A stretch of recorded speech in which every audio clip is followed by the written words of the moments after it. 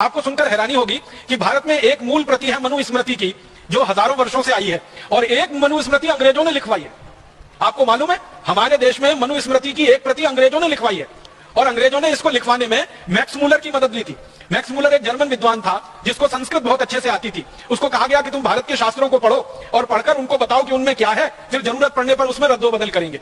तो Max Muller ने मनुस्मृति का अनुवाद किया, जर्मन में किया, फिर अंग्रेजी में अनुवाद हुआ। फिर अंग्रेजों को समझ में आया कि मनुस्मृति तो न्याय व्यवस्था की सबसे बड़ी पुस्तक है और भारत की न्याय व्यवस्था का आधार है। तो उन्होंने मनुस्मृति में ऐसे विक्षेप डलवा दिए ताकि भारतवासियों को भरमाया जा सके और उनको गलत रास्ते पे चलाया जा सके।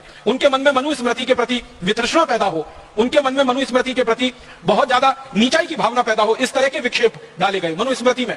इसी तरह के विक्षेप डाले गए हमारे अन्य बहुत सारे ग्रंथों में, और अंग्रेजों की इसकी बहुत बड़ी टीम थी और बड़े भारी लोग इस काम में लगे हुए थे। कोई साधारण अंग्रेजों ने यह काम नहीं किया है। मैं नाम ले लूं अगर, तो एक अंग्रेज का नाम सबसे ज्यादा ले सकता हूं। विलियम हंटर नाम का एक अंग्रेज हुआ करता था, जिसने सबसे ज्यादा भारत के इतिहास में विकृति डाली, जिसने सबसे ज्यादा भारतीय शास्त्रों को विकृत किया, जिसने सबसे ज्यादा भारत के पुराने ऋषि महर्षियों के लिखे हुए आप्त वचनों को, वाक्यों को बिल्कुल उल्टा कर दिया।